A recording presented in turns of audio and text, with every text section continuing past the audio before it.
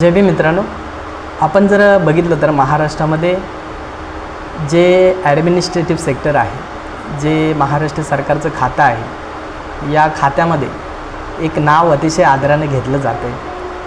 जे नाव घेतल्यानंतर इथले जे राजकारणी आहेत त्यांना ते नको नकोसं वाटतं। ज्यांच्या शिस्तीमुळं, ज्यांच्या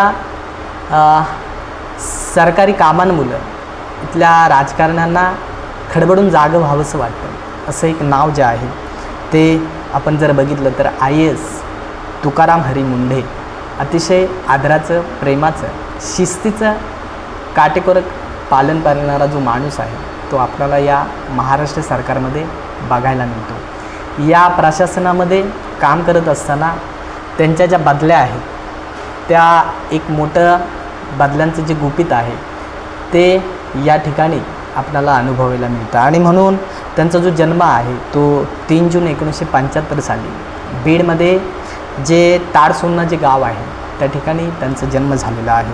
त्यांनी त्यांचं जे शिक्षण आहे ते आपण बघितलं तर जिल्हा परिषद ज्या शाळा आहेत त्यामधून पूर्ण झालेलं आहे। आपण जर बघितलं तर जिल्हा परिषदेच्या शाळांची आजची अवस्था कशा पद्धतीनं आहे आणि त्या जिल्हा परिषदच्या शाळेने एक IAS अधिकारी कशाप्रकारे निवडून दिला आहे, कशाप्रकारे तो या देशामध्ये त्यांचं जे काम आहे ते प्रामाणिकपणे पार पाडत आहेत। आणि पुढे जे आहे तर त्यांनी जे औरंगाबाद आहे, जे आत्ताचं संभाजीनगर आहे, त्या ठिकाणी डॉक्टर बाबासाहेब आंबेडकर मराठवाडा विद्यापीठ जे आहे त्यामधून त्यांनी राज्यशास्त्रामध्ये MA ची पदवी जी आहे ती घेतलेली आहे। आणि म्हणून त्यानंतर त्यांनी MPSC असेल आणि पुढे UPSC असेल या परीक्षा ज्या आहेत त्या अतिशय खडतर जीवनप्रवास अनुभवून पार केलेल्या आहेत। त्यांच्या कित्येक ज्या मुलाखती आहेत त्यामध्ये ते सांगतात की शासन कसं चालवायचं किंवा एक कलेक्टर का असतो, जिल्हाधिकारी का असतो किंवा प्रत्यक्ष एक अधिकारी का असतो ते त्यांना माहीत नव्हतं। पण ज्या वेळी त्यांनी या क्षेत्रामध्ये धाव घेतली, या क्षेत्राच्या मार्गावरती जसजसं ते अभ्यास करत गेले त्या वेळेला त्यांना त्याची जाणीव झाली आणि एक उत्तम असा अधिकारी आपणाला भारतामध्ये बघायला मिळतो। ते नाव म्हणजेच तुकाराम हरी मुंढे। अतिशय महत्त्वाची भूमिका ते राजकारणामध्ये किंवा प्रशासनामध्ये या ठिकाणी निभावताना आपणाला बघतायत। आपण जर बघितलं तर त्यांची जी सुरुवात आहे ते असं म्हटलं जाते की 0 to hero अशा पद्धतीचे आहे। आणि म्हणून कोणत्याही प्रकारे झिरो टॉलरन्स करून जे आहेत ते कडक शिस्तीच्या माध्यमातून हे जे त्यांचं काम आहे ते महाराष्ट्रामध्ये करताना आपल्याला दिसत असतात। आणि म्हणून नुकतेच त्यांनी FDA म्हणजे फूड अँड ड्रग्स जे गव्हर्मेंटचं जे खातं आहे, अन्न आणि औषध प्रशासन, यामध्ये आयुक्त म्हणून अशा प्रकारची जी जागा आहे ती त्या जागेला उत्तम प्रकारे न्याय द्यायचं काम ते या ठिकाणी करत आहेत। त्यांची जी सुरुवात आहे आपण बघितली या प्रशासनामधली तर 2005 मध्ये त्यांनी सोलापूर जिल्हा जो आहे त्यामध्ये प्रकल्प अधिकारी म्हणून त्या ठिकाणी सुरुवात केलेली आहे। आणि त्यानंतर आपण बघितलं तर 2007 मध्ये त्यांनी जे आहे ते धरणी म्हणजे जे अमरावती आहे त्या ठिकाणी अवैध म्हणजे जो बोगस दारूसाठा आहे त्यामध्ये कडक जे कायदे आहेत ते निर्माण करून त्या ठिकाणी जे सोलापूर शहर आहे ते उत्तम करण्याचं काम केलेलं आहे। त्याचबरोबर 2008 मध्ये जे आहे त्यांनी नागपूर जिल्हा परिषद या ठिकाणी CEO म्हणजे चीफ एक्झिक्युटिव्ह ऑफिसर ही जी जागा आहे किंवा या जागेला उत्तम प्रकारचा न्याय द्यायचं काम त्या ठिकाणी केलेलं आहे। आणि जे कामचुकार जे अधिकारी होते, कामचुकार ज्या व्यक्ती होत्या, कामचुकार ज्या अशा प्रकारे जे कर्मचारी होते त्यांना त्या ठिकाणी जे आहे तर त्यांनी आपण जर बघितलं तर घरी बसवण्याचं काम तुकारामजी मुंढे यांनी त्या ठिकाणी केलेलं आहे। 2010 मध्ये त्यांनी जो जालना जिल्हा आहे त्या ठिकाणी पुन्हा एकदा जिल्हाधिकारी म्हणून पद स्वीकारून जे आपण बघितलं तर जे वाळू माफिया आहे त्यांना उत्तम प्रकारचा धडा शिकवण्याचं काम या ठिकाणी तुकारामजी मुंढे यांनी केलेलं आहे। 2012 मध्ये जो सोलापूर जिल्हा आहे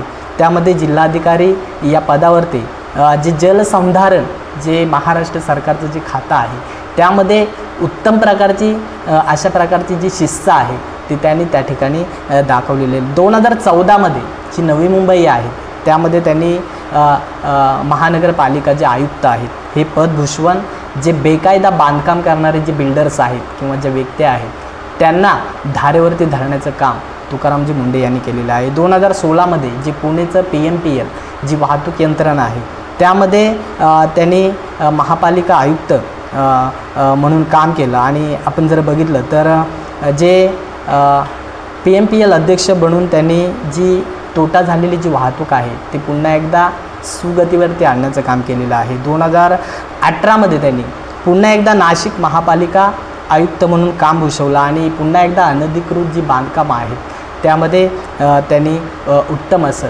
काम केलेलं आहे. 2020मध्ये जे नागपूर शहर आहे त्या ठिकाणी महापालिका आयुक्त हे काम करून त्याने अतिशय कडक शिस्तीचं काम त्या ठिकाणी पुन्हा एकदा दाखवून दिलेलं आहे. 2022मध्ये आपण जर बघितलं तर महाराष्ट्र सरकारचं जे राष्ट्रीय आरोग्य अभियान जे आहे ते NHM याचे संचालक म्हणून त्या ठिकाणी त्यांनी काम केलेलं आहे. 2025मध्ये आयुक्त जे दिव्यांग आणि कल्याण म्हणजे जे हँडिकॅप्स लोक असतात या प्रशासनामध्ये या कल्याण विभागामध्ये त्यांनी अतिशय महत्त्वाची भूमिका बजावलेली आहे. 2026 आता जो FDA आहे महाराष्ट्र सरकारचं जे अन्न आणि औषध प्रशासन जे खातं आहे दिल्लीच्या माध्यमातून उभ्या भारताला लुटण्याचं काम या ठिकाणी पाहायला मिळालं. आणि म्हणून अशा प्रकारचे धाडसी जर का अधिकारी निर्माण झाले तर अशा प्रकारच्या ज्या खोट्या गोष्टी आहेत या बावा आणि बुवांच्या माध्यमातून देशामध्ये अशा प्रकारचे षडयंत्र रचली जातात ती हाणून पाडण्याचं काम या ठिकाणी तुकारामजी मुंडे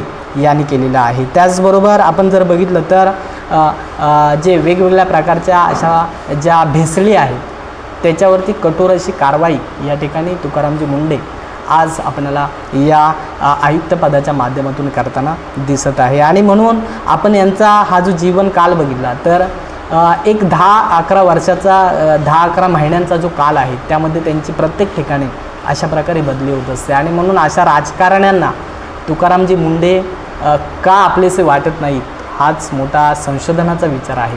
पण ज्या ज्यावेळी त्यांची बदली होते ज्या ज्या क्षेत्रामध्ये ते जातात त्या त्या ठिकाणी आपला जो प्रभाव आहे आपली जी कडक शिस्त आहे आपल्या ज्ञानाच्या माध्यमातून खरा मानवहिताचा निर्णय जो आहे ते तुकारामजी मुंडे प्रत्येक क्षेत्रामध्ये घेताना दिसत असतात. आणि म्हणून अशा प्रकारचे जर का तुकाराम मुंडे जर का खऱ्या अर्थानं प्रशासनामध्ये आले तर प्रशासनामध्ये असणारी जी सुयोग्यता आहे प्रशासनामध्ये असणारे जे अधिकारी आहेत ते आपल्या देशाला एका उच्च स्थानी नेऊन ठेवतील यामध्ये दुशंका नाहीत. आणि म्हणून प्रश्न असाही निर्माण होतो की या धाडी आज तुकाराम मुंडे यांनी 2026ला टाकल्या, मग याच्या आधी जे अधिकारी होते त्यांनी कशा प्रकारची कामं केली का त्यांनी लोकांना मारण्याचं काम केलं अशा प्रकारे भेसल चालू ठेवून आपली घरं आपला पैसा निर्माण करण्याचंच काम केलं का असा देखील एक प्रश्न लोकांच्या मनामध्ये उत्पन्न होतो. आणि म्हणून खऱ्या अर्थानं जर का तुकाराम मुंडे यांच्याकडे आपण बघितलं तर एक सच्चा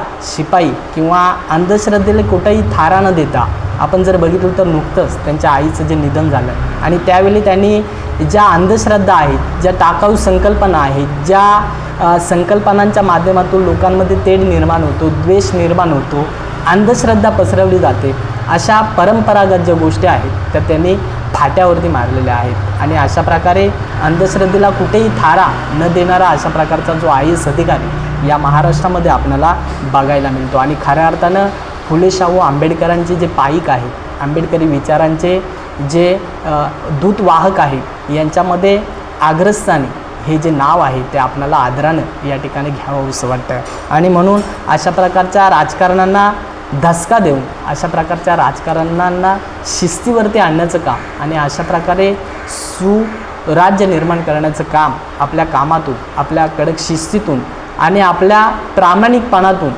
करण्याचं काम जे आहे ते तुकारामजी मुंडे या ठिकाणी करत असतात. आणि म्हणून प्रशासनातील हे जे काम आहेत किंवा राजकारण्यांना त्यांना कुठेच अडचणीत आणता येत नाही कारण त्यांच्यामध्ये असणारी प्रामाणिकपणा ही जी ताकद आहे कडक शिस्त आणि खऱ्या अर्थानं आपल्या अभ्यासाचा सुयोग्य लोकहितासाठी होणारा जो वापर आहे तीच यांचं फार मोठं जे शस्त्र आहे ते आपल्याला या ठिकाणी पाहायला मिळते. आणि म्हणून त्यांना त्यांच्या पुढील कारकिर्दीसाठी त्यांच्या पुढील या ॲडमिनिस्ट्रेटिव्ह सर्व्हिससाठी आपण खूप साऱ्या शुभेच्छा देऊ.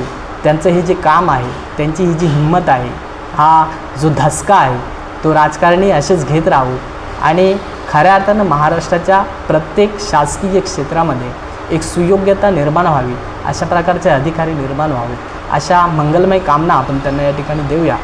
या व्हिडिओमधून मला हेच तुमच्यापर्यंत मांडायचं होतं. खऱ्या अर्थानं तुकारामजी हरी मुंढे हे आदराचं स्थान, आदराचं नाव आपल्याला घ्यावंसं वाटतं प्रशासनामध्ये. हेच मला या ठिकाणी सांगायचं होतं. जय हिंद.